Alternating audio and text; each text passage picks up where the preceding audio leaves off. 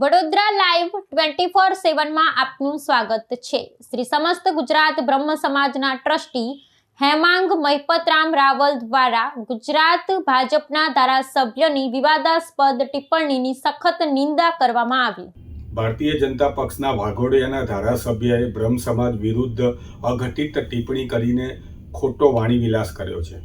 તેમણે બોડી ડેશનું ખેતર, બોડી ખાલી જગ્યાનું ખેતર એ શબ્દ વાપર્યો છે, જે હકીકતમાં મહિલાઓ માટે પણ આપત્તિજનક છે અને ખાસ કરીને બ્રહ્મ સમાજ વિશે જે અઘટિત ટિપ્પણી કરેલી છે તે ટિપ્પણી એ માફીને લાયક નથી।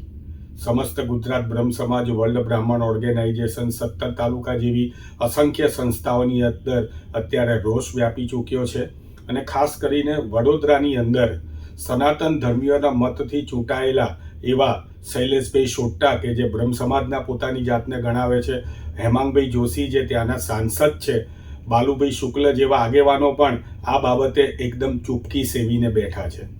મને તો દુઃખ એ વાતનું છે કે સનાતન ધર્મના નામે ચૂંટાયેલી પાર્ટીના એક ધારાસભ્ય આ પ્રમાણે સમાજ વિશે આવી એટ્રોસિટી પ્રકારની ટિપ્પણી કઈ રીતે કરી શકે।